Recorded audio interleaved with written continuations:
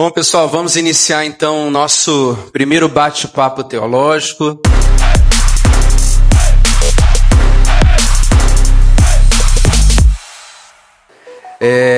Passamos um pouquinho do horário, alguns ajustes, mas tenho certeza que vai ser bênção.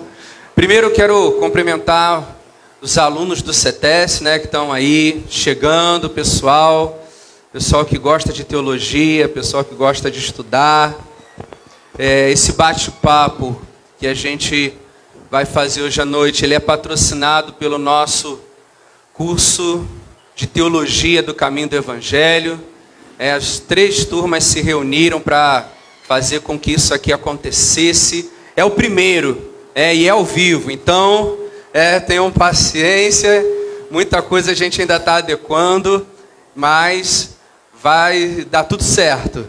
Então, esse bate-papo a gente vai iniciar. E lembrando também, a gente está transmitindo pelo Instagram e pelo Facebook. Então, você que está aí, se você conhecer pessoas que se interessem também, queiram participar, a gente vai também estar colhendo perguntas quem estiver fazendo online. Como é que a pessoa vai fazer a pergunta online? Ela vai entrar na nossa transmissão do Instagram ou do Facebook e na partezinha do chat, ela coloca ali a sua pergunta, a sua dúvida, e esses grandes homens de Deus aqui vão responder, que não vão responder a nada. Hoje é com eles aqui. Só estou mediando. Então, você que está aí, se você já estiver assistindo, tiver outras pessoas também que queiram participar. Primeiro eu quero começar cumprimentando aqui, gente, nossos participantes.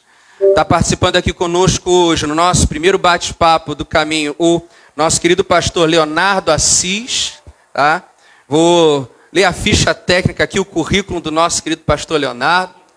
Ele é bacharel em teologia pelo Seminário Teológico Transformar. Ele é mestrando em estudos históricos teológicos pela FAIT, ou é FAIT? É FAIT mesmo, falei certo. Especialista em Antigo Testamento e História de Israel pela Faculdade Kennedy, integralização teológica pela FATUM, coordenador acadêmico durante 5 anos da FATENE.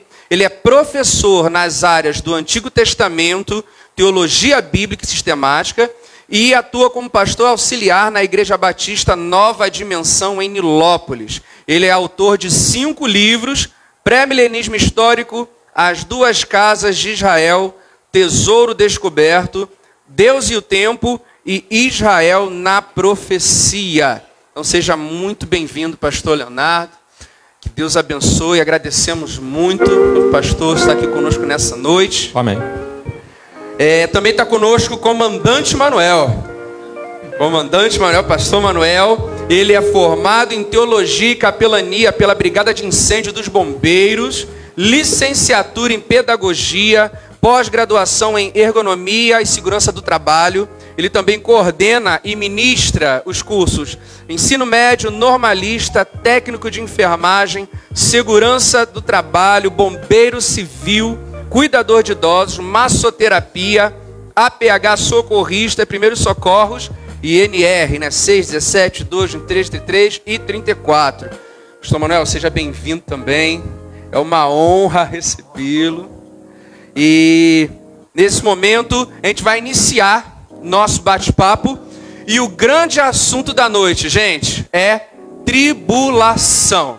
Tive que chamar um especialista, um biblista e um especialista em escatologia. Então, falei com os alunos, a dúvida que vocês tiverem hoje, vocês vão tirar diante desses grandes homens de Deus. Lembrando, gente, que apesar de termos, talvez, no assunto, no mundo das ideias, no âmbito das ideias, ideologias e entendimentos diferentes, o que nos une é Cristo, amém? Então, independente do que você acredita sobre algo nessa noite, coloca tuas dúvidas para fora, pergunta mesmo, porque esse é o momento. Eu queria começar pedindo que nosso pastor Leonardo nos elevasse à presença de Deus em oração. Somos crentes em Cristo Jesus, tudo tem que ser com oração, com temor e tremor diante de Deus. Então, querido pastor Leonardo, por gentileza. Pai, em nome de Jesus, nós rendemos graças a Ti nesta hora, Senhor. Aleluia. Nós louvamos o Teu nome, Senhor, porque estamos aqui, Senhor, reunidos como igreja, para louvar e engrandecer o Teu nome, Senhor, e para conversarmos, Senhor, a respeito da Tua palavra, Senhor, da Tua vontade, Senhor. Nós pedimos a Ti, Senhor, perdão pelos nossos pecados. Nós colocamos a nossa vida diante de Ti, Senhor. E como eu orei, Senhor, e creio que o nosso irmão também orou por esses dias, por esse evento, eu peço a Ti nesta hora, Senhor, que o Teu Espírito Santo tome este lugar, Senhor. Nós possamos falar segundo a Tua palavra, segundo o Teu Espírito Santo, que não haja contenda, que não haja disputas, que tudo seja para a edificação da Tua igreja, Senhor.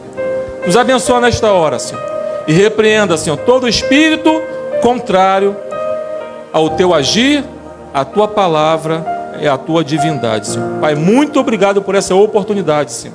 Que cada um, Senhor, venha ouvir e venha aprender de Ti, Senhor. É o que eu te peço nesta hora e te agradeço em nome de Jesus. Amém.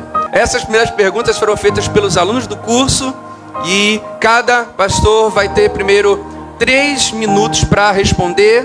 E aí, dependendo, se houver necessidade, a gente acrescenta mais, porque o propósito é que você não saia daqui com nenhum tipo de dúvida, tá bom? Então, nessa primeira etapa, a plateia não participa, nem quem está online. Na segunda etapa, aí nós vamos abrir, aí é que é o fogo cruzado, que aí vai abrir, nós vamos abrir para o público fazer perguntas e também quem está online. O pessoal da mídia vai estar anotando aí perguntas. E o pessoal da mídia que também é aluno, também pode fazer as perguntas. E nós vamos estar, esses homens de Deus estão preparados para responder. Então, quero começar aqui, nós vamos, não podemos tirar para o ímpar, né? Vou começar aqui com o pastor Manuel, já que o pastor Leonardo orou. Pastor Manuel, a primeira pergunta, essa pergunta, quem fez não deu nome, então ela é anônima, mas foi de um dos alunos do curso. O pessoal fica com receio, mas é uma dúvida que muita gente tem, tá? O arrebatamento da igreja se dará antes, durante ou no final da tribulação? Pastor Manuel, 3 minutos. Primeiramente, boa noite, que a paz de nosso Senhor e Salvador Jesus Cristo esteja na vida de cada um de nós.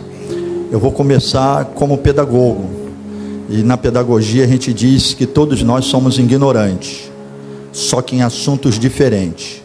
Tem coisas que vocês sabem que eu não sei, tem coisas que eu sei que vocês não sabem. Então, ignorância é quando nós não dominamos determinado tipo de assunto. Então, o que eu sei é apenas uma pequena gotinha de água num grande oceano do saber. Nós iremos começar, eu como pedagogo, eu escrevo tudo. O senhor está vendo que está todo mundo anotando, né? Eu escrevo tudo, então eu vou começar, primeiro, na minha introdução, né, dizendo assim, ó, uma das mais benditas verdades resgatadas nos últimos 2 ou 3 séculos é a do arrebatamento da igreja antes que venha a grande tribulação. Essa verdade coloca a esperança do cristão no seu devido lugar. O meu sonho, ou seja, o meu Senhor vem. O cristão pode falar: Maranata, ora vem, Senhor Jesus. Com todo respeito aos meus digníssimos e honrados irmãos e ao meu honrado pastor que tive o privilégio de conhecer hoje, que pensa diferente da minha pessoa, que eu sou mas não vejo coesão e coerência nas escrituras no arrebatamento no meio ou após a grande tribulação. Eu ainda não entrei na Bíblia, eu só estou dando a minha introdução, que eu sei que é 3 minutos. O arrebatamento não será no meio nem após a grande tribulação. O arrebatamento pode ser a qualquer momento, pode ser nesse exato momento, antes que o juízo de Deus recaia sobre este mundo pecador. O maior problema da visão de interpretação de quem não crê no arrebatamento antes da tribulação é confundir Israel com igreja. Esse é o maior problema. E nós estaremos falando exatamente aqui hoje a respeito disso. Israel e igreja. Israel é o povo terreno de Deus. Israel é o povo terreno de Deus. A igreja é um povo celestial do Senhor.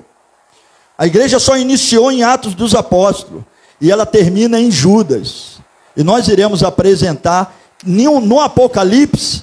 O Apocalipse é a continuação do Antigo Testamento. É a continuação. Então, inclusive o Senhor Jesus deixava bem claro em dizer que ele veio para as ovelhas perdidas da casa de Israel. Jesus veio para as ovelhas perdidas da casa de Israel. Israel não foi esquecido como muitos pensam.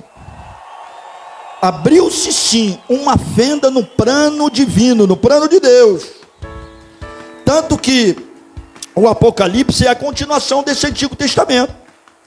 A continuação lá de Daniel, onde Deus voltará a tratar com Israel depois do arrebatamento da igreja. Já a igreja é um povo celestial. Tanto que é um povo celestial, que a igreja não tem nada a ver com este mundo. Não tem nada a ver. A oração de Jesus, em João 17, versículo 16, 17, diz assim, ó: não oro para que os tire do mundo, mas sim para que os proteja do príncipe deste mundo. Eles não são do mundo, como também eu não sou. A igreja é celestial.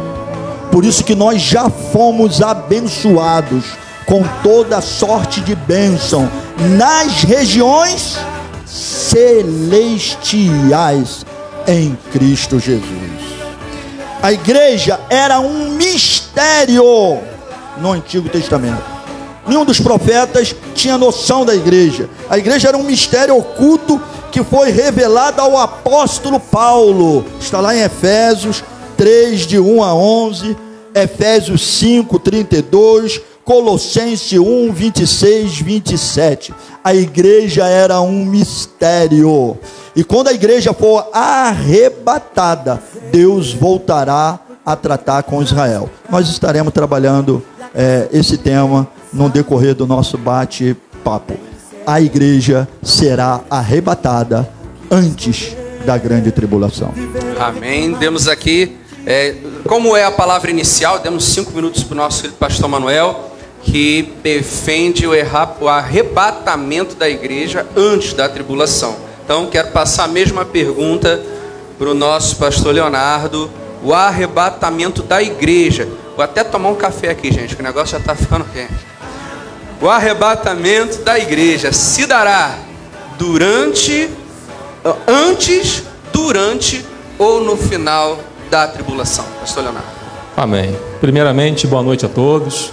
A paz do Senhor Jesus. Agradeço a oportunidade de estar aqui conversando um pouquinho, né, sobre o fim dos tempos, né? E quando nós falamos sobre o fim dos tempos, sobre o futuro, né, com certeza não temos certeza absoluta das coisas, mas nos guiamos pela palavra de Deus, com o auxílio do Espírito Santo, né? E pouco a pouco o Senhor vai nos revelando, né, a sua palavra, a sua vontade. Então a pergunta que foi feita é: o arrebatamento se dará antes, durante ou no final da tribulação? Eu vou responder como pós-tribulacionista que sou. Eu creio, assim como toda a igreja acreditava até 1830, que o arrebatamento se dará no final da grande tribulação, após a grande tribulação. Por isso eu sou pós-tribulacionista. Nós pós-tribulacionistas, nós cremos que o arrebatamento é simultâneo à segunda vinda, não um evento separado dela.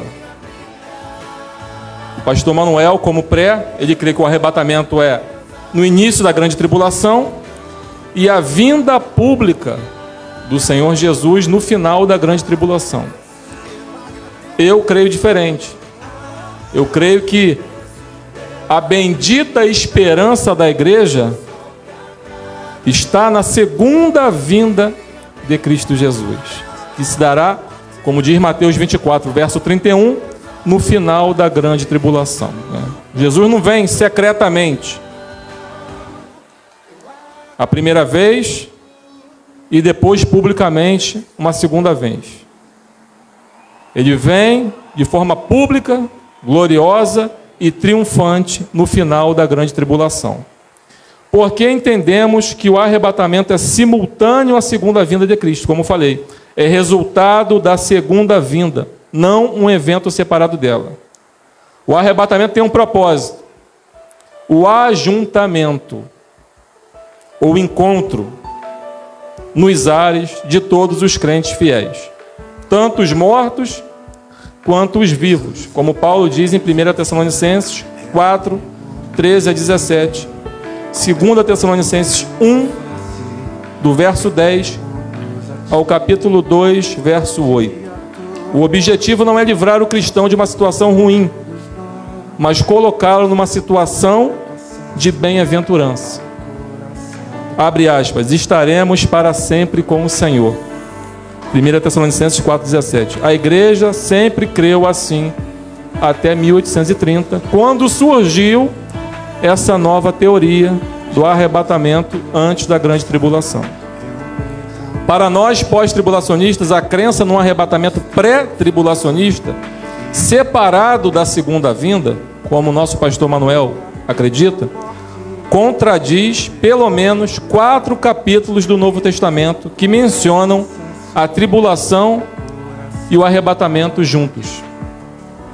Mateus 24, 26 a 31, Marcos 13, 24 a 27, Lucas 21, 25 a 36, que é um texto que nós podemos colocar como paralelo a Apocalipse 6, 12 a 17, e 2 Tessalonicenses 2, 1 a 12. Outro ponto é que o pós-tribulacionismo, a visão que eu defendo, reconhece que a palavra eleitos ou escolhidos, que no grego é a mesma, eklektos, usada tanto em Mateus 24, 22, 24 e 31, quanto em Marcos 13, 20 e 27, deve ser entendida à luz do seu uso em outros trechos do Novo Testamento.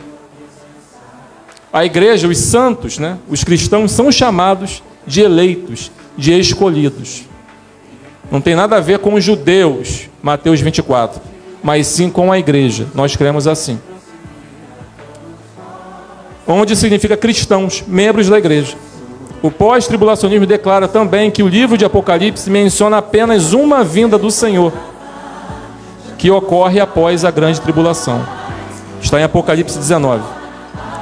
E também a ressurreição dos santos mortos, em Apocalipse 20, verso 5, é chamada de a primeira ressurreição. E se é a primeira, o arrebatamento não aconteceu até então. Porque em 1 Tessalonicenses 4, os mortos em Cristo ressuscitarão primeiro. Depois nós, os vivos, seremos arrebatados para o encontro do Senhor nos ares. Juntamente com os mortos em Cristo, nos encontraremos com o Senhor nos ares. E lá em Apocalipse 20 fala, primeira ressurreição. Ou seja, o arrebatamento é logo após essa primeira ressurreição. Não sabemos o tempo exato. Mas Paulo diz que primeiro os mortos em Cristo ressuscitarão. Depois os vivos serão juntamente, ou seja, vai ter um encontro. Primeiro eles vão de baixo. Depois nós que estamos vivos, nos encontraremos com eles para o encontro do Senhor. Então, arrebatamento e segunda vinda é simultâneo, são simultâneos, acontecem no mesmo momento. E outro ponto para fechar, o pós-tribulacionismo também faz diferença entre a ira de Deus, que é derramada durante a grande tribulação, e a grande tribulação propriamente dita. A ira virá somente sobre os ímpios, João 3, 26, Romanos 1, 18, 2 Tessalonicenses 1, 8, Apocalipse 6, 16, 17, 14, 10, 16, 19 e 19, 15. Os santos são poupados dela. Enquanto que a tribulação já faz parte da experiência diária dos cristãos que vivem piamente em Cristo. Aliás, nós somos designados para isso. Então, ainda que seja grande a terrível tribulação, os profetas passaram por tribulação. Jesus passou por tribulação. Os apóstolos passaram por tribulação. Até 300 depois de Cristo, a igreja passou por tribulação terrível. Cristãos hoje na Nigéria, na Coreia do Norte, são colocados em containers, são queimados vivos, não têm direito de serem chamados de seres humanos.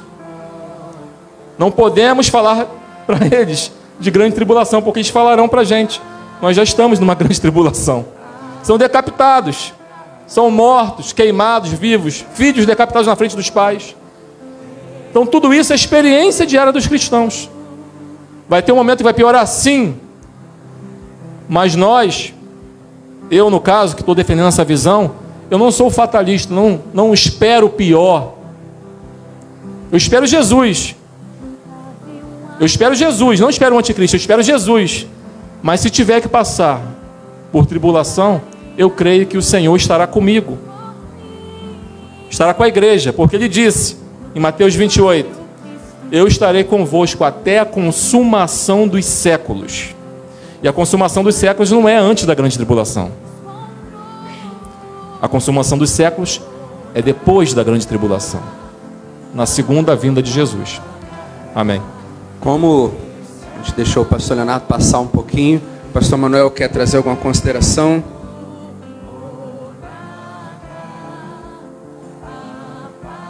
Eu gostaria. Pode. O pastor Manuel foi 5 minutinhos, o pastor Leonardo foi uns 9 minutinhos, a gente dá uns 4 minutinhos para o pastor Manuel. Justamente como eu falei no princípio, o maior problema do pós é confundir Israel com a igreja. Mateus capítulo 24, eu até vou esmiuçar versículo por versículo aqui. Jesus, a igreja ainda não existia. A igreja veio existir em Atos dos Apóstolos, capítulo 2. Então Jesus estava falando para os judeus, até mesmo porque Jesus veio para os seus. E Jesus, ele mesmo dizia: eu vim para as ovelhas perdidas da casa de Israel. E ele veio para cumprir a lei. Não vai cair nenhum um tio, nem um jota, sem que toda ela seja cumprida. Mateus capítulo 24, eu vou começar lá no verso 15. Chegamos à profanação do templo de Jerusalém, quando os judeus fiéis nesse tempo, que ainda é futuro para nós, virem o sacrilégio cometido no lugar santo, eles saberão que é chegada a hora para que isso aconteça no templo, será reconstruído novamente. O templo não existe. Jesus estava falando de uma profanação no templo. O templo foi destruído, o templo vai ser reconstruído. E já tem base, isso acontecendo. A frase quem lê entenda, logo no começo de Mateus 24, Jesus diz quem lê e entenda, ele está falando de Daniel, tem grande significado para os judeus. Se você estudar os judeus, tem grande significado para os judeus, que lerão o profeta Daniel e entenderão que é chegada a hora de eles começar a fazer o templo. O capítulo continua mostrando que é dirigido aos judeus. Você vai ver cada parte ali dirigido aos judeus. Além da referência ao templo que foi destruído e reaparece no versículo 15 do capítulo 24, Jesus fala dos profetas, ou seja, falsos profetas. Note que foram profetas que levaram a palavra de Deus ao povo de Israel. Já para nós, a igreja, nas cartas para a igreja, as advertências dos apóstolos foram sempre para os falsos mestres, porque a igreja não tem profeta, a igreja tem dom de profecia. O último profeta foi João Batista. Então, quando Jesus está dizendo falsos profetas, está se referindo a Israel, que Israel sempre foi trabalhado a vida deles todo por profeta. Ó, observação então. Israel, a advertência é falso profeta. Igreja, a advertência é falsos mestres. Jesus também alerta de falsos cristos, que farão grandes milagres. Lembre que a palavra Cristo significa Messias. Você pode até nos dias de hoje encontrar loucos por aí dizendo que é Jesus. Mas quantas vezes você já viu por aí alguém dizendo ser o Messias de Israel, realizando milagre e tentando enganar os judeus? Você não vê. Então Jesus estava dizendo de falsos messias que vai acontecer. Jesus estava falando para os judeus, nada de igreja. Mas quanto a você, ó, ele diz assim, ó, você pode até, ó, mas quanto a você, já viu por aí dizendo que tem vários pessoas se passando como Jesus, como Messias de Israel. Não. As pessoas às quais as profecias são dirigidas são judeus, são exortados a fugir para os montes e orarem para que sua fuga não seja no dia de sábado. A igreja não guarda sábado. E por que Jesus diz? Para que a sua fuga não seja no dia de sábado. Jesus está trabalhando os judeus. Se cristão não guarda o sábado, então não havia necessidade de Jesus falar do sábado. Outra característica judaica em Mateus capítulo 24, juntamente que é o dia que os judeus não podem viajar. Sábado é dia que os judeus não podem viajar. Por isso Jesus diz, cuidado para que a fuga de vocês não seja no dia de sábado. Ó, Jesus está falando de uma tribulação que nunca aconteceu. As tribulação que foi falada aqui não tem nem comparação. Se você vê a grande tribulação que fala no Apocalipse, não tem nem comparação com as tribulações vividas por nós e pelos nossos irmãos pelo mundo afora. Jesus está falando de uma tribulação que nunca aconteceu, ele disse, e jamais acontecerá outra vez. Então não pode ser associada à perseguição como foi o Holocausto, guerras surgidas ao longo da história. Essas tribulação não procede. Ó, o capítulo 2, ó, que foi citado, de 2 Tessalonicenses, né? 2 Tessalonicenses, a segunda carta, 2 Tessalonicenses capítulo 2, que fala do anticristo que irá se assentar no templo de Jerusalém, no santuário, e querendo adoração para si. Observe o versículo 7 da segunda carta aos Tessalonicenses capítulo 2, diz assim, ó, na realidade, o mistério da iniquidade já está em ação, restando somente que seja afastado aquele que agora o detém. Quem o detém? O Espírito Santo, até que do meio seja tirado. O Espírito Santo, o Deus que habita em nós, vai ser elevado junto com a igreja, até que do meio seja tirado, aí aparecerá o iníquo. Então em Tessalonicenses também, diz que Deus o fará, que creiam na mentira, e sigam o anticristo. Todos os que ouviram o evangelho foram deixados para trás, porque não creram na verdade. Aí Deus vai fazer com que eles creem na mentira. Portanto, se você ouviu o evangelho da graça e não tomou uma decisão, a hora é agora. Depois só será salvo quem nunca ouviu o evangelho e nunca foi evangelizado antes. Eu vou concluir. Aí você vai me dizer assim, mas o Espírito Santo não subiu? Ó, quando o crente foi tirado da terra no arrebatamento, o Espírito Santo não levou ele? Olha só, vai ser a ação do Espírito como foi no Antigo Testamento, porque nós acreditamos que uma coisa é Israel, outra coisa é a igreja. Quando a igreja for arrebatada, Deus se volta novamente para o povo de Israel. Aí vai ter sim, como diz o Senhor, o Espírito Santo entrou em fulano. Agora o Espírito Santo habita em nós, e Jesus disse que você receberia o Espírito Santo. Uma vez crendo, foste selado pelo Espírito Santo da promessa para o dia da vossa redenção. O Espírito Santo, Deus que habita em nós, levará a igreja ao encontro do noivo antes do arrebatamento, antes da grande tribulação. Foi solicitada uma tréplica do pastor Leonardo. Então nós vamos agora com a tréplica. Lembrando a você, quiser tomar um café, uma água, fique à vontade, tá? Ninguém tá proibido de levantar, pegar um café, uma água para estar mais à vontade. Mas eu sei que tá todo mundo vidradinho, ligadinho para saber como é que isso vai seguir. Então vamos ouvir agora, pastor Leonardo tem 7 minutos de tréplica, equivalente à réplica do pastor Manuel. Amém. É uma série de coisas, né? Porque eu não concordei com 90% do que o pastor falou. Mas vamos lá. Eu também não creio que Israel é igreja, igreja é Israel. Nem creio que a igreja é a Bélgica e a Bélgica é Israel. Ou que a igreja é igual a Bélgica. Não, a igreja é a igreja, Israel é Israel. Todo mundo crê nisso. Mas o pastor citou Efésios 3 falando que a igreja é um mistério. E eu também creio que é um mistério porque Paulo escreveu que é um mistério. Mas ele afirmou, né, com muita veemência, que a igreja nasceu em Pentecostes. Eu também creio que nasceu em Pentecostes.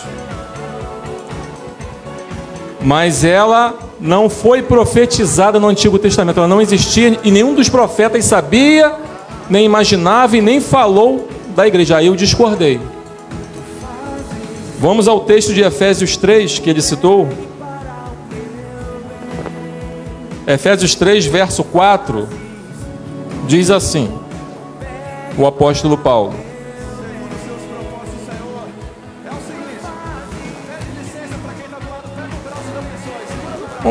Vamos ler do verso 1. Efésios 3, 1. Por esta causa eu, Paulo, sou prisioneiro de Jesus Cristo por vós, os gentios, se é que tendes ouvido a dispensação da graça de Deus, que para convosco me foi dada. Ele era apóstolo dos gentios. Como me foi este mistério manifestado pela revelação, como antes um pouco vos escrevi. O que ele escreveu? A união entre judeus e gentios num só corpo. Esse é o mistério. Por isso, quando ledes, verso 4, podeis perceber a minha compreensão do mistério de Cristo, a igreja. Preste atenção no verso 5. O qual, noutros séculos, não foi manifestado aos filhos dos homens, como agora tem sido revelado pelo Espírito aos seus santos apóstolos e profetas, a saber que os gentios são co-herdeiros e de um mesmo corpo e participantes da promessa em Cristo pelo Evangelho. Ou seja, no português, não é no grego não. O que Paulo está falando? A revelação agora não é como no Antigo Testamento. Agora a revelação é maior. Mas já existiu uma revelação. Como agora tem sido, ou seja, agora é abundante. Mas os profetas, eles falavam de coisas que eles não imaginavam. Eles não tinham noção. Pedro, o apóstolo, não tinha noção. É só a gente parar para, entender isso. Para Pedro entrar na casa de um gentio e pregar na casa de um gentio, Deus teve que dar uma visão a Pedro, abrir os olhos dele. Para Pedro, só os judeus mereciam o evangelho. A igreja era dos judeus. Jesus, pelo Espírito Santo, abriu os olhos de Pedro. Não, Pedro, mata e come. O que eu purifiquei você não pode negar. Então demorou, foi uma revelação progressiva. Imagina os profetas do Antigo Testamento. Mas já existia sim. Como 1 Pedro 1 fala. Os profetas, eles inquiriam, eles procuravam como iam se cumprir as coisas. Mas eles falavam do Espírito. Era Deus falando. Mas eles, como humanos, eles não tinham noção da igreja. A igreja já está profetizada em Gênesis 9, 27. Quando Deus fala assim, bendito seja o Deus de Sem. Quem é Sem? O pai dos judeus, o ancestral de Abraão. E Jafé, quem é Jafé? o pai ou ancestral dos gentios. As ilhas foram formadas de Jafé.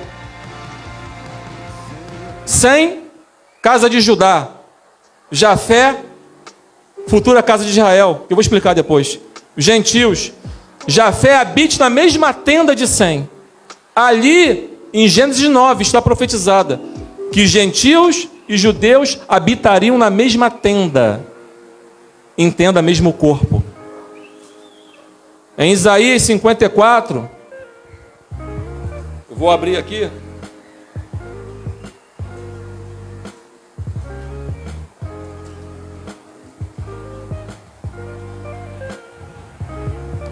Verso 2, Isaías 54. Amplia o lugar da tua tenda, e estendam-se as cortinas das tuas habitações. Não o impeças, alonga as tuas cordas, e fixa bem as tuas estacas. Porque transbordarás para a direita e para a esquerda, e a tua descendência possuirá os gentios. Está fazendo menção à profecia lá de Noé, de Gênesis 9, 27, da tenda, habitando a mesma tenda. É como se o Espírito Santo dissesse por meio de Isaías: judeus, alarguem a tenda, porque os gentios vão habitar junto com vocês. Isaías não tinha noção daquilo que estava falando, mas pelo Espírito estava fazendo menção da igreja. Oséias 1:10, quando Deus se divorcia da casa de Israel, o reino do norte, ele diz assim, ó: vocês não são mais meu povo. Mas no lugar que se dizia, passado, vocês não são o meu povo, se dirá, futuro, vocês são o meu povo. Paulo pega essa profecia literalmente sobre os judeus étnicos, os judeus de carne, e aplica lá em Romanos 9, 25 e 26, para falar que Deus chamou não só os judeus, mas também os gentios, a quem ele chamou vasos de glória preparados de antemão, ou seja, desde a eternidade. Nós, gentios, somos chamados para fazer um só corpo com os judeus. Mais uma prova. Caifás, quando profetiza, como sumo sacerdote, diz assim, ó: vocês não sabem que convém que um homem morra por toda a nação? E não somente pela nação, mas por todos os filhos de Deus espalhados pela face da terra? Pelo Espírito, ele era mau, ele era ruim, ele era incrédulo, mas pelo Espírito ele falou que Jesus morreria, não só pelos judeus, mas pelos gentios também. Então, meus irmãos, são muitos textos, né? Esses são os que eu lembrei aqui. Mas a igreja é sim profetizada, porque Deus é onisciente. A igreja não é os judeus rejeitaram o evangelho, então vou criar a igreja. Não, a igreja foi planejada. A salvação dos gentios foi planejada desde a eternidade. Depois, conforme a oportunidade for surgindo, eu vou falar desse mistério de judeus e gentios desde Gênesis, dos filhos de Jacó. Tenho certeza que cada um ouviu o ponto, o contraponto, e estamos conseguindo tirar nossas conclusões, né? Tem uma pergunta aqui, esse colocou o nome, é o nosso aluno Rildo. Ele pergunta: o que podemos entender quando a Bíblia fala dos anjos caídos que foram aprisionados no Eufrates e serão soltos? Será na tribulação? Quem gostaria de começar respondendo? Pastor Leonardo? O que podemos entender quando a Bíblia fala dos anjos caídos que foram aprisionados no Eufrates e serão soltos? Será na tribulação? Esse evento acontecerá na tribulação? Apocalipse 9:14. 9:14. Olha, difícil a pergunta, né? Mas eu creio que sim, é na grande tribulação, no ápice da grande tribulação, né? E esses espíritos, né, esses demônios, eles, creio dessa forma, né? Eles são tão ruins, tão destruidores que estão reservados para o último tempo da ira. Nem todos os demônios estão soltos, né, fazendo desgraça por aí. Então nós cremos que existem espíritos que estão reservados para aquele tempo final, né, para perturbar os ímpios, não os santos. Agora me fala uma coisa, pastor Leonardo. Responde aqui para esse aluno anônimo que não quis se identificar. Haverá salvação durante a tribulação?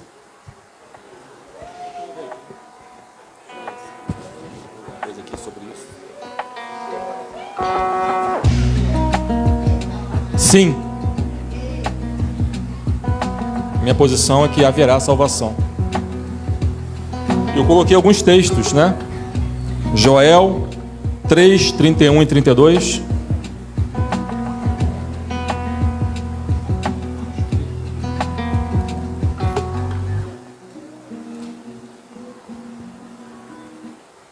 Joel 2, né? Perdão, Joel 2, 31, 32. O sol se converterá em trevas e a lua em sangue, antes que venha o grande e terrível dia do Senhor. E há de ser que todo aquele que invocar o nome do Senhor será salvo. Porque no monte Sião e em Jerusalém haverá livramento, assim como disse o Senhor, e entre os sobreviventes, aqueles que o Senhor chamar. Um texto lá do fim dos tempos, que mostra que sim, quem invocar o nome do Senhor será salvo. E Apocalipse 7 também, verso 13, dá a entender isso. E um dos anciãos me falou dizendo: estes que estão vestidos de vestes brancas, quem são e de onde vieram? Eu disse: Senhor, tu sabes. E ele disse-me: estes são os que vieram da grande tribulação e lavaram as suas vestes e as branquearam no sangue do Cordeiro. E Apocalipse 11, verso 13.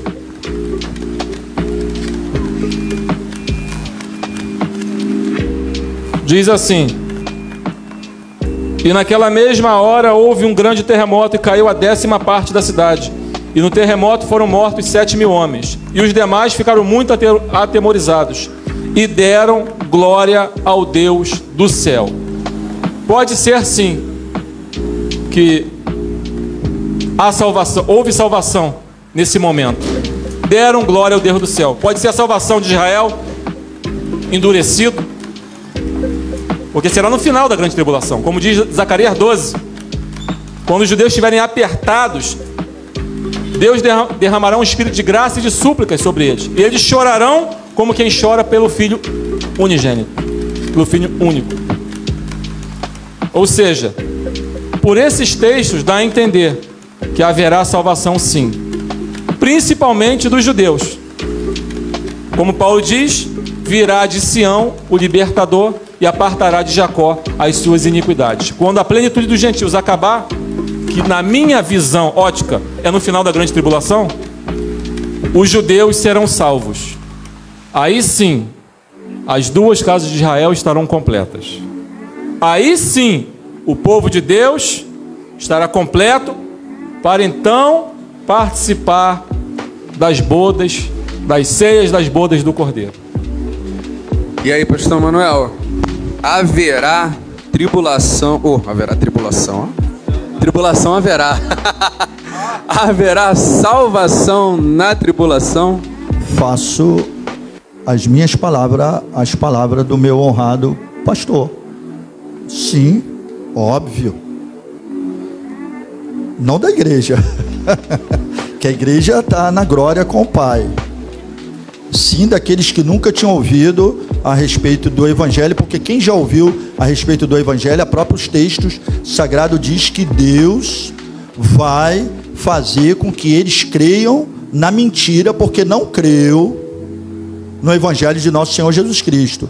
Vai ter salvação sim, de vários povos, de diversas línguas, como o irmão aqui falou, e como a igreja, como João, que representa a igreja, viu do céu, glorificado, e ele toma um susto, porque ele representa a igreja. Quem são esses? Porque a igreja não era, ele não reconhece. Esses são os que vieram da grande tribulação e lavaram as suas vestes no sangue do Cordeiro. Sim, vai haver salvação. É interessante, né? Porque são dois pontos de vista diferentes de acordo com o entendimento, mas a gente vê alguns pontos de conversão e divergência, né? Agora, pastor Leonardo, essa última pergunta dessa primeira etapa, agora está vindo a segunda etapa, mas a última pergunta dessa primeira etapa, pastor Leonardo.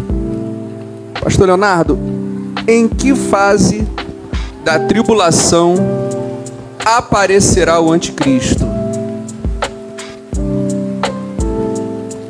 Creio que no meio será revelado. No início dos 3 anos e meio finais. Isso, eu acho que será mesmo a questão de que muitos creem. No auge da apostasia. Será um homem, um líder mundial? Um homem. Político. Um homem. Carismático.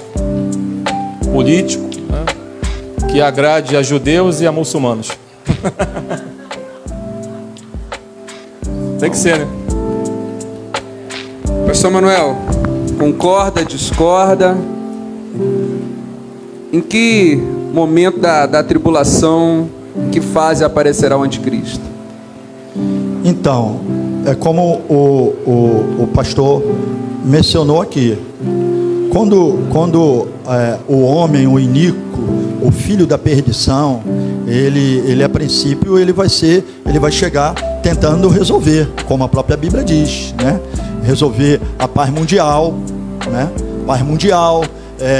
Vai ter de repente aí escassez de dinheiro, escassez de alimento, enfim, é algo político, e ele vai ser bem sucedido na primeira parte, e na primeira parte todo mundo vai junto com ele. Aí porque 24, Mateus 24, que nós falamos a respeito lá do versículo 15, que o templo já está reconstruído, que aquela passagem é sim Jesus falando exclusivamente para os judeus, e o templo já está reconstruído. E aí ele, como diz lá em Tessalonicenses, que ele vai querer se assentar, querendo adoração para si. Israel não vai aceitar essa adoração, tá? E aí ele vai se revelar de fato quem ele é. Pastor Leonardo, concorda? Discorda? Tem algo a acrescentar nisso? Só o pastor está frisando tanto, né? Que o texto diz que é o templo de Jerusalém. O texto não diz que é o templo de Jerusalém. 2 Tessalonicenses 2, verso 4, diz que ele se assentará no templo de Deus. Uns acreditam que é o terceiro templo de Israel. Mas o terceiro templo de Israel seria o templo de Deus. Porque Jesus, em Mateus 23, abandonou o templo e disse que aquela casa ficaria vazia de Deus. Concordando com o Salmo 69, a sua casa ficará inabitada. Um templo levantado por judeus ímpios será o templo de Deus.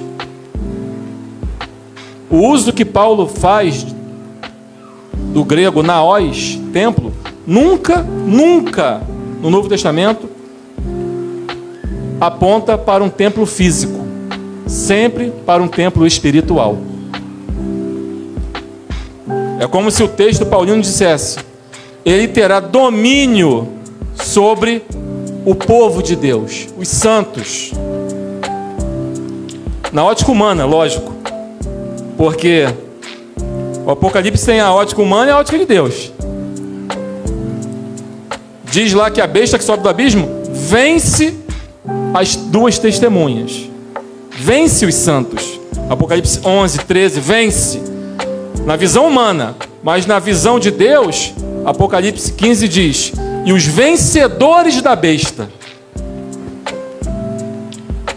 Quem morre pelas mãos da besta ou do mundo é um perdedor na ótica humana. Mas para Deus não. Quem morre sacrificado, degolado, morre por amor, na fé, para Deus é vencedor. Esse povo será vencedor da besta. Então tem isso. Apocalipse tem muitos símbolos. Nós precisamos entender os símbolos. Os que habitam na terra, os que habitam no céu. Quem está na terra e é santo já habita no céu. Mas quem está na terra e não é santo é por aqui mesmo, habita na terra. Então tem esse linguajar que João usa. Os que guardam os mandamentos de Deus e o testemunho do nosso Senhor Jesus. Essa dupla, mandamento e testemunho, aparece pelo menos 5 vezes no Apocalipse. E você lê o Evangelho de João, as epístolas de João, e João sempre falando, aqueles que guardam o mandamento de Deus. É a igreja. A lei, acraseado. A lei e ao testemunho. Quem não viver assim não virá alva. Isaías 8,16. O autor de Hebreus pega esse versículo de Isaías e aplica na sua epístola, dizendo que a igreja é o povo que guarda a lei e o testemunho. A mesma expressão que João usa pelo menos 4 ou 5 vezes no Apocalipse. Quem guarda a palavra, a lei, os mandamentos e guarda o testemunho do Senhor Jesus. A aplicação de Isaías foi feita pelo autor de Hebreus no Novo Testamento. É só você ler Isaías 8 e depois ler Hebreus 2. Isaías 8 e Hebreus 2. E depois ler o Apocalipse com essa visão que eu estou passando. Lei e testemunho. Lei e testemunho. Isso quem faz é discípulo de Jesus. Não é judeu. É judeu crente. É gentil crente. É a igreja que guarda os mandamentos de Deus e o testemunho do Senhor Jesus. Como o pastor falou, a Bíblia explica a Bíblia. Então, o Apocalipse é a coletânea de toda a Bíblia. Toda a Bíblia está no Apocalipse. José, o sonho de José, os cavalos, aparecem em Ezequiel, em Zacarias, está tudo ali. Quem é o cavaleiro do cavalo branco? Não é o anticristo, não. Está na Bíblia. É o Evangelho da Paz. E eu provo isso na Bíblia, com mais de 10 versículos. Eu provo na Bíblia quem são os 4 cavaleiros do Apocalipse. Apocalipse 6. Na Bíblia está escrito o Evangelho da Paz e as consequências de não ouvir o Evangelho da Paz. Está na Bíblia. Então o Apocalipse é a coletânea, é o ápice. A escatologia começa em Gênesis e termina no Apocalipse. Amém? Vamos aproveitar esses últimos minutinhos dessa primeira etapa. Pastor Manuel quer... Então, isso, pode aproveitar esses últimos minutinhos para essa réplica. Volto a dizer, o maior problema do pós é confundir Israel e igreja. Igreja são todos os povos. Pastor, só um momentinho. Urubizek. Eu estou mostrando o que os autores do Novo Testamento eu vou apresentar. Aplicaram. Então, eu vou apresentar. Se eu estou errado, diz também então. Então, eu vou apresentar. Não, é interpretação. Não. É interpretação. Eu vou novamente, eu volto a dizer que o maior problema do pós é confundir Israel e igreja. Hoje não se fala em Israel, hoje é igreja. Jesus disse para a mulher samaritana, quando a mulher samaritana estava em dúvida onde deveria adorar, porque ela disse, meus pais disseram que aqui, nesse monte. Os judeus dizem que é lá no templo. Aí Jesus disse assim, mulher, a salvação vem dos judeus. Pronto. Ele já estava dizendo que ele tinha vindo para os judeus. A salvação vem dos judeus. Mas chegará a hora, e a hora é esta, que os verdadeiros adoradores o adorarão o Pai em espírito e em verdade. Então a igreja é o templo de Deus. Isso aqui é inegociável. Então tudo que ele falou a respeito que Paulo falou do templo espiritual, sim. Somos templos espirituais, sim. Somos o templo de Deus. Como Paulo chega lá em Atenas e diz que Deus não habita em templos feitos por mão de homem, sim por nós. Agora, chegará a hora que Deus vai se voltar novamente para o povo de Israel. Está profetizado isso no Antigo Testamento, em diversas passagens. E Deus vai se voltar novamente. E quando Jesus está falando aqui, Jesus está falando de templo, sim. Em Mateus capítulo 15. E assim quando vides a profanação do templo. Ou seja, um templo que não existe mais vai voltar a existir. Que os fiéis, ou seja, os judeus verdadeiros, fiéis depois do arrebatamento da igreja, vai existir esse templo sim.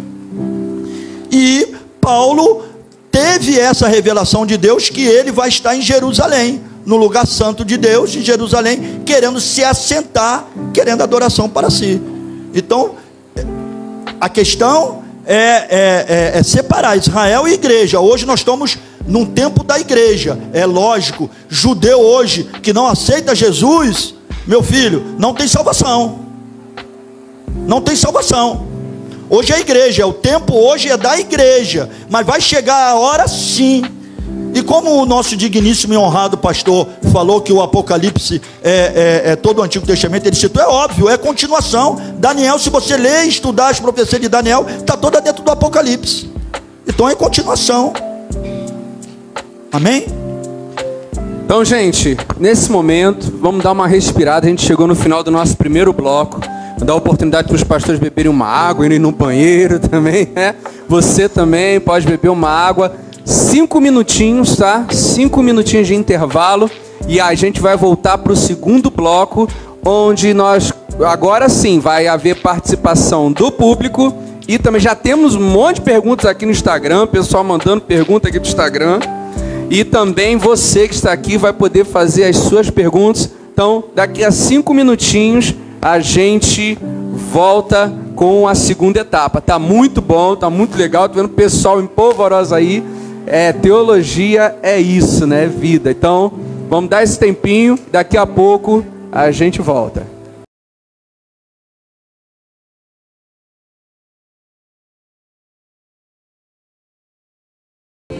Vamos voltar ao nosso bate-papo teológico.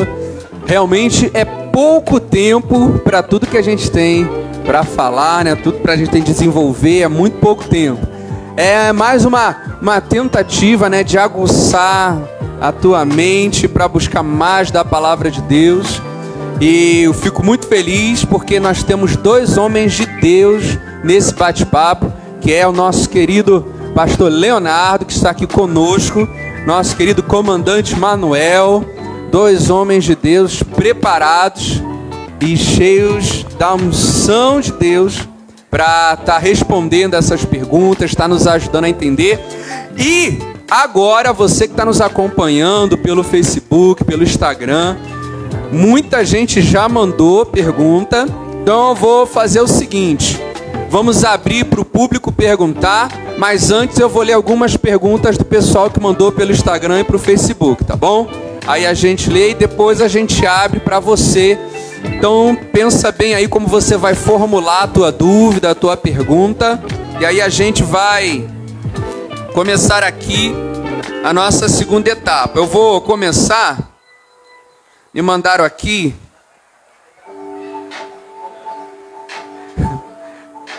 Tem gente que está aqui, mas manda a pergunta pelo Instagram.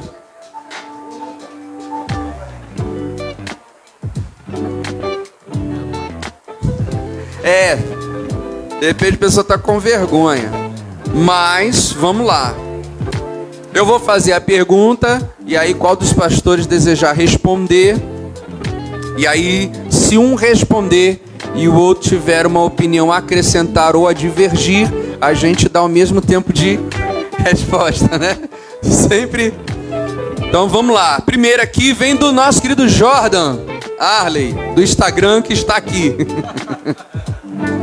A pergunta é: os textos que tratam do Apocalipse, quanto os que tratam do arrebatamento e do milênio, isso aqui a gente até respondeu um pouco, né? Se aplicam à igreja ou exclusivamente a Israel? Vou ler novamente. Os textos que tratam do Apocalipse, quanto os que tratam do arrebatamento e do milênio, se aplicam à igreja ou exclusivamente a Israel? Qual dos pastores gostaria de responder? Pastor Manuel?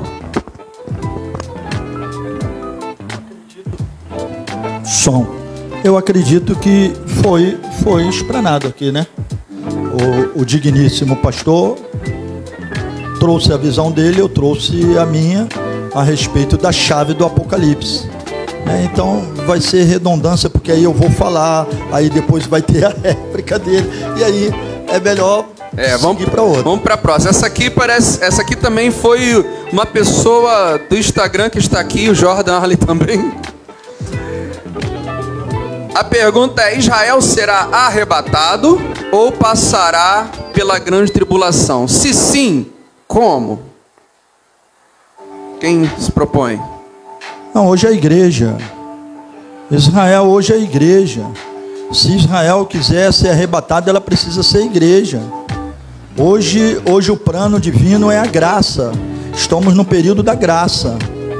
Israel não vai ser arrebatado. Israel, o povo de Israel, hoje precisa aceitar o sacrifício de Jesus Cristo na cruz do Calvário. Agora, quando a igreja do Senhor é composta, só tem 3 povos na Bíblia, que é Israel, gentios e o terceiro que é a igreja, que é um povo celestial. Então, e a igreja é composto de gentios e Israel. Agora, Israel vai ser arrebatado? Não. Quem vai ser arrebatado vai ser a igreja. Pastor Leonardo, deseja responder também? Arrebatamento é para quem crê em Cristo, né? Então, se um judeu quer ser arrebatado, como o pastor falou, precisa crer em Cristo. Quem se converter poderá ser arrebatado ou ressuscitado para encontrar Cristo nos ares, né? Então, assim, é questão de fé. Agora, a dispensação da igreja, mistério de Cristo. Quem aceitar Jesus tem a oportunidade ou de ser ressuscitado ou arrebatado para encontrar Cristo nos ares. Então é ponto pacífico, né? Ponto pacífico. Então, judeu, se não aceitar Jesus, assim, depende do pacífico, né? Porque, assim, eu creio na imortalidade da alma, então eu sou eterno, né? Eu sou eterno, então se ele crê, então é pacífico. Então vamos passar para a próxima, que não é mais do Jordan. Agora é da Ellen, que está nos acompanhando no Facebook. Ela faz a pergunta. Essa aqui alguém já tinha feito também, mas não cheguei a passar para os queridos, agora eu vou passar. Quando virão as testemunhas do Apocalipse e quem serão as testemunhas? Acredito eu que ela está falando das 2 testemunhas, né? Acredito que seja isso. Quem gostaria de responder primeiro? Eu falei. Vai lá, pastor Leonardo.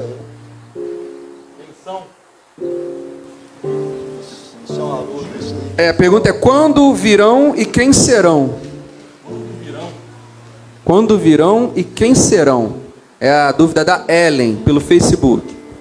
Essa dúvida, ela está em pós-tribulacionistas e em pré-tribulacionistas. Existem pós-tribulacionistas que creem que as 2 testemunhas, elas aparecem na primeira parte da tribulação. E outros pós-tribulacionistas, e eu creio que eu estou nesse grupo, acredito que elas aparecem no final mesmo, nos últimos 3 anos e meio finais da grande tribulação. E quem são as 2 testemunhas? Vamos lá.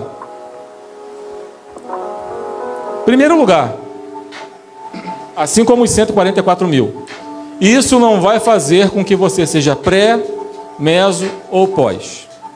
Por quê? Aí eu até coloquei aqui.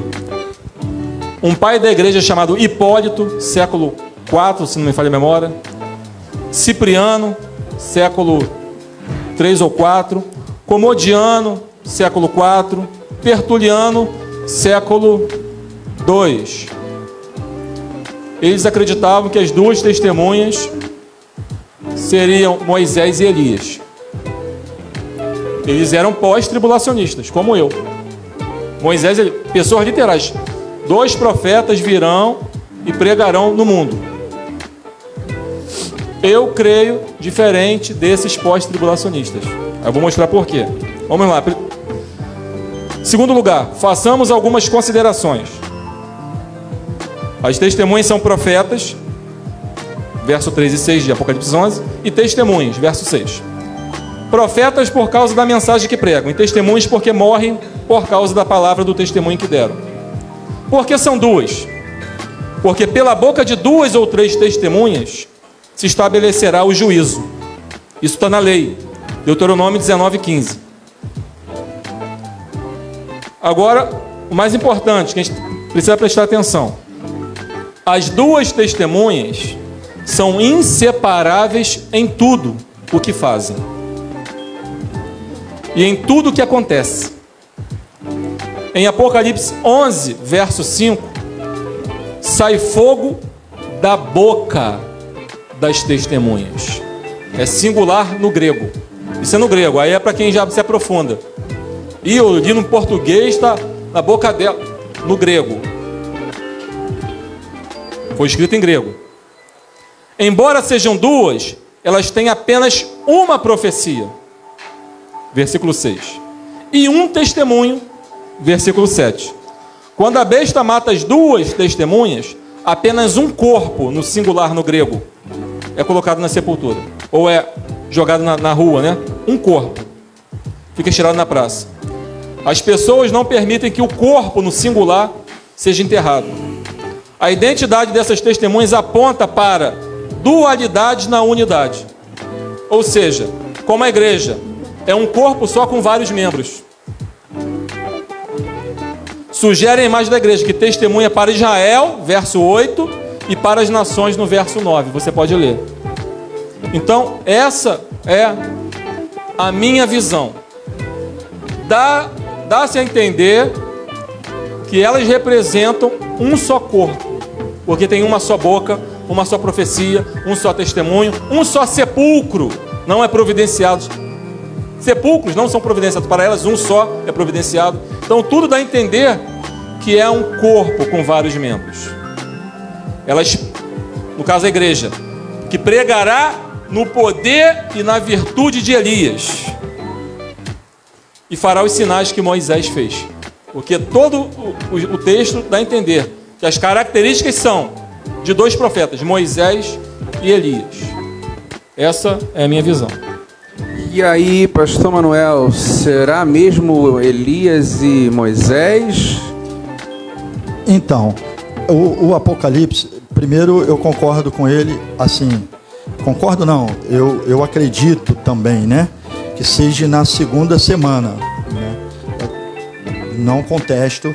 Agora, o Apocalipse ele é cheio de símbolo, cheio, né, de figuras. Eu gosto muito de metáfora, por exemplo. Pregadores, eles quando fazem a sua exegese, faz muito metáfora. E eu vi que ele é um bom pregador, porque ele fez uma bela de uma metáfora aqui, né? Metáfora é quando... o que é uma metáfora? Né? Quando eu digo para minha esposa, se ela está me assistindo agora, Vilma é uma flor. Eu acabei de dizer uma metáfora, né? Por quê? Flor. O que é flor? Flor é um vegetal, então não é no sentido físico, ela não é uma planta, é no sentido figurado, né? Bonita. Então existe uma metáfora, existe três coisas para você fazer uma metáfora. Primeiro, para você fazer uma metáfora, comparado, comparante e analogante. Quando eu falei Vilma é uma flor, eu comparei. Quem é o comparado? É a flor. Não é isso, né? Comparante Vilma e o analogante, a beleza. Ele trouxe aqui uma metáfora, não é isso? Que é uma exegese. Eu não tenho uma exegese formada a respeito, que ele formou a respeito. Eu só creio que seja Moisés e Elias. Por quê? Porque Moisés representa a lei no Antigo Testamento e Elias representa os profetas. Então eu creio, mas há tanta metáfora a respeito deles que hoje vocês vão para casa sem a definição, tá bom? É bem interessante isso, né? Metáfora forte mesmo, porque quando fala das duas testemunhas, fala que farão descer fogo do céu, né? Praticamente matarão pessoas com a mensagem, aquela coisa toda. É uma metáfora. Essa metáfora aparece lá em Jeremias 5, se não me engano, no verso 12. As minhas palavras serão na sua boca como fogo e os ouvintes como capim, né? Então aponta também para essa vida de profeta, né, das duas testemunhas. Elas pregarão com tanto poder, tanta unção, que as pessoas se derreterão, se queimarão, ficarão abrasadas, né? Então é metáfora. Então é algo tirado do Antigo Testamento, né? Porque o ministério delas é de profecia. Muito bem, muito bem, muito bem. Agora vamos dar um tempinho aqui das perguntas online. E agora vai ser Daniel na Cova dos Leões. Agora nós queria alguém com o microfone. E aí você que tiver uma pergunta, você levanta a sua mãozinha e aí um dos pastores poderá responder. Levanta a sua mãozinha. Fale agora ou cale-se para sempre. Boa noite, boa noite. Eu posso fazer a pergunta já? Nós sabemos que está sendo falado sobre a grande tribulação, né? E eu queria saber de vocês se a teologia, não é a teologia, que teologia é um estudo de Deus, né? Mas essa ideologia progressiva, agora que está sendo pregada, se ela pode ser o início dessa grande tribulação. Quem se propõe? Quem se propõe? Vai lá, pastor Manuel. Bom, como eu creio que as cartas para as igrejas era tanto falando para as igrejas contemporâneas, como também para a igreja nos dias de hoje, eu acredito que nós estamos vivendo a última igreja do Apocalipse, que é a igreja de Laodiceia, que é uma igreja que não é quente, também não é fria, é morna. Então tem vários contextos hoje que me mostra que é tanto isso pastor, pelo amor de Deus, vou dizer uma palavra aqui, não tem nada a ver com o irmão, tá? Em nome de Jesus, tá? Tem tantos falsos mestres hoje que é o cumprimento das cartas endereçada à igreja, porque quando se fala de falsos profetas, está se referindo, a igreja não tem profeta, a igreja não tem profeta. Qualquer igreja diz, eu sou profeta da igreja. Não, a igreja não tem profeta. O último profeta foi João Batista. A igreja pode ter dons de profecia, profeta não. Então quando está se falando, as cartas todas está se falando de falsos mestres. Você pode ver todas as exortações de cartas direcionadas para a igreja, fala de falsos mestres. Quando Jesus fala, olha, eu voltando para 24 de novo, misericórdia, viu, pastor? Mateus 24, Jesus fala de profeta, porque eram os profetas que profetizavam para Israel. Então, meu irmão, a sua exegese não deixa de também estar errada num todo, porque nós estamos vivendo sim a igreja de Laodiceia, a igreja dos últimos dias. Eu vejo literalmente a igreja de Laodiceia, igreja morna, não quer nem saber. Hoje não valorizam as coisas de Deus. Isso aqui é a valorização das coisas de Deus, ó. Olha só, 9h35 eu tenho que ir lá para Guaratiba. Tem um monte de gente aí que amanhã cedo vai trabalhar e estão aqui, ó. Isso é valorização do evangelho. E tá difícil, hein, reunir povo assim, ó. Tá muito difícil. Então eu acredito, tem muitas teologias baratas por aí nisso. Eu não estou dizendo que seja a teologia dele, não. Ao contrário, a teologia dele tem fundamentos e muito, como a minha também é daquilo que eu creio também, que não é minha e também não é dele. Tá bom?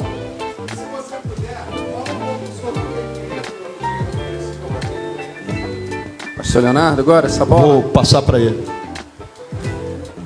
Na verdade, o progressismo, né?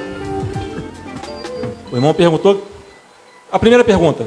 Se a teologia progressiva pode ser o início da grande tribulação, pode dar início a isso. Faz parte do ministério da injustiça. Está lá em 2 Tessalonicenses 2, versículo 9. A esse, falando do anticristo, cuja vinda é segundo a eficácia de Satanás, com todo o poder e sinais e prodígios de mentira, e com todo o engano da injustiça para os que perecem, porque não receberam o amor da verdade para se salvarem.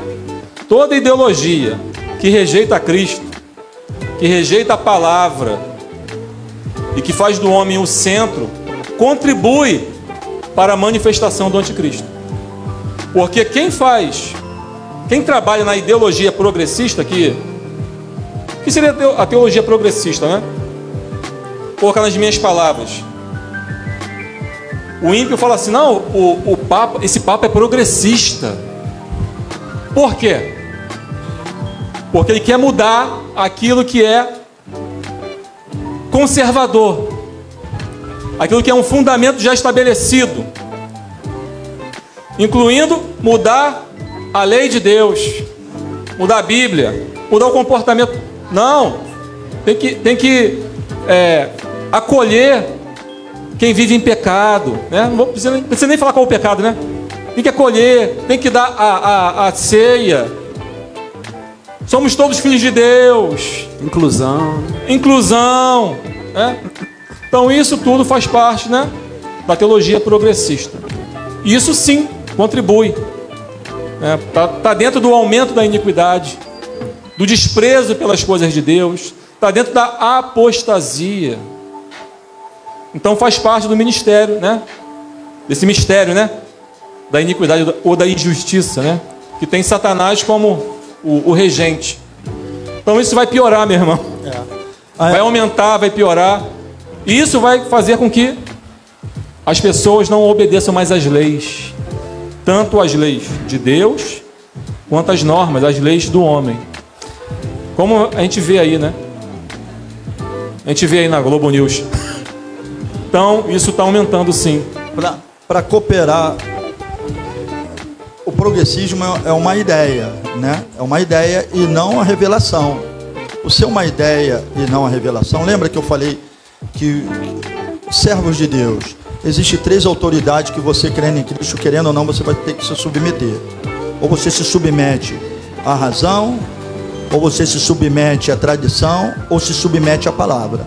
Você vai ter que escolher. Então, nos últimos dias, você vai ser confrontado toda hora, né? Hoje, se eu, por exemplo, eu sou professor e eu sou coordenador pedagógico de uma escola. Então, vem da BNCC, muitas das vezes já algo para eu poder trazer. E hoje a ideia é que eu não posso mais comemorar dia de pai, dia de mãe.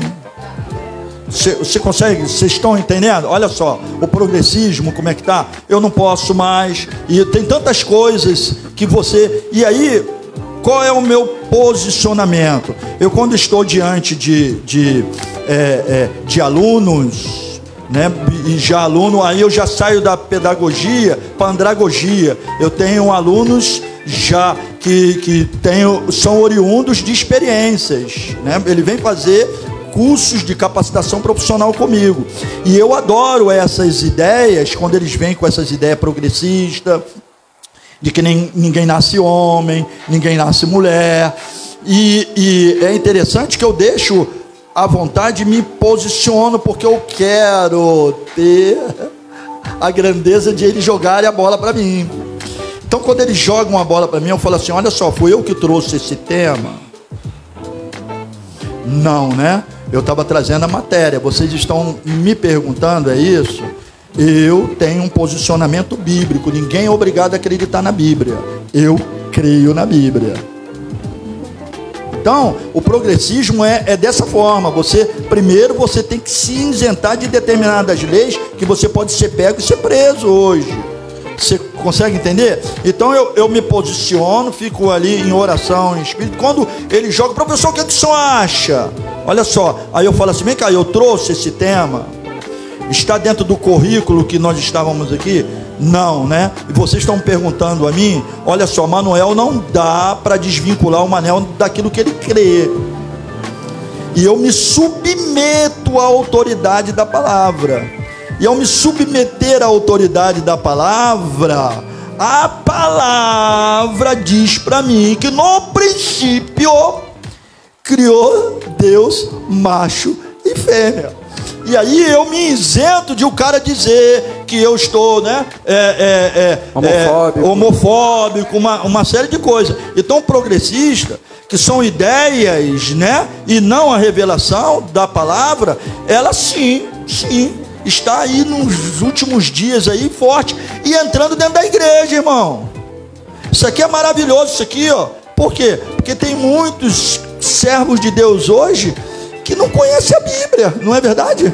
E erra por não conhecer as Escrituras e nem o poder de Deus. Muito boa, interessante a pergunta dele. O Facebook ou o Instagram derrubou a gente? Não? Não? Tá, vamos para a próxima pergunta. Boa noite, a paz para vocês. Teria até muitas perguntas para fazer, né? Porque o tema ele é muito forte, muito bom. A primeira pergunta é a transfiguração de Cristo perante Pedro e a aparição de Elias e Moisés evidencia os juízes? Essa é a primeira pergunta.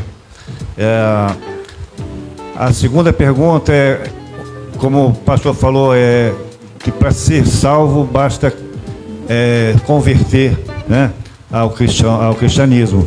Mas é só isso? E perante a palavra diz também lá na crucificação, eu tenho esse tema muito comigo, qual igreja, né, a qual o ladrão pertencia? Creio que nenhuma, mas ali evidencia o real valor da conversão. Quem se propõe? Vocês entenderam a pergunta? Professor Manuel, professor Leonardo. Então vamos lá, professor Manuel. Então desenvolve aí que o professor Leonardo depois pega a bola. Bom, vamos lá, se é só isso, acreditar, né? Crer no Senhor Jesus. Eu vou começar lendo aqui Efésios capítulo 1, versículo 13, diz assim, ó. Nele aqui, Paulo está se referindo ao Senhor Jesus, se você ler todo o contexto da carta. Efésios 1, versículo 13, tá? Nele igualmente vós, tendo ouvido a palavra da verdade, o evangelho da vossa salvação, e nele também crido, fostes selados com o Espírito Santo da promessa, que é a garantia da vossa herança para a redenção da propriedade de Deus, para louvor da sua glória.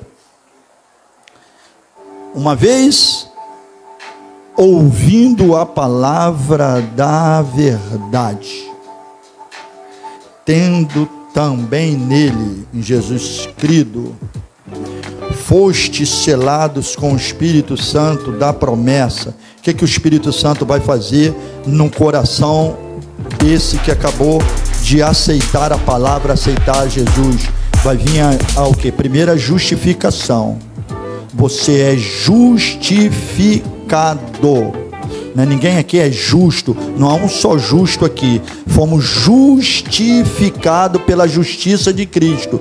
E depois vem o que? A regeneração de tudo aquilo que eu praticava, e eu passo a própria palavra vai limpando. Jesus diz: vós já estáis limpo pela palavra que eu vos tenho falado. E aí entra a igreja, já os convertidos, os servos de Deus aqui, começam a fazer o chamado discipulado. É o que está faltando muitas das vezes entre nós, né? O discipulado vai fazer o quê? Que o camarada perca a regeneração. Eu aceitei o evangelho, ó, eu estou com 60. aceitei com 19 anos, quando saí do quartel, aqui nessa igreja aqui do lado, aqui, ó, aqui essa assembleia aqui, ó, que é uma congregação ali de Olinda. Com 19 anos de idade, colaram em mim. Alguém colou em mim. Por quê? Porque eu era devasso, ó, gostava de pagode, tomava cerveja, não podia passar uma mulher do meu lado. Então, aí vem alguém, ó, eu fui justificado, Jesus, me justificou, ó.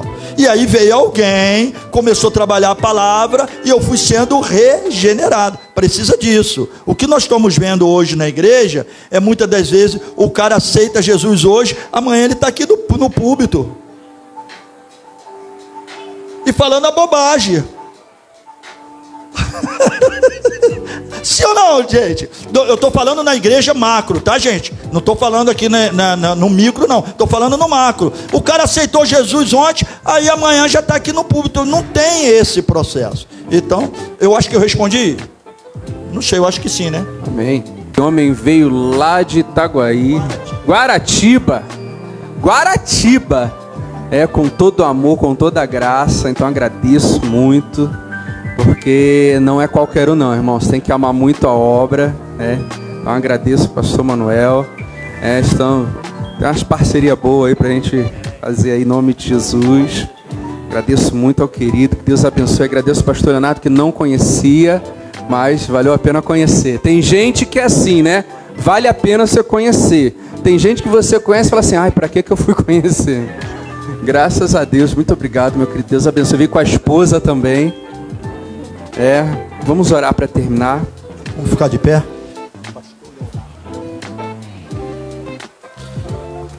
Querido Deus, Pai de nosso Senhor e Salvador Jesus Cristo, nós, a sua igreja, unânimes, num só pensamento, agradecemos a Ti.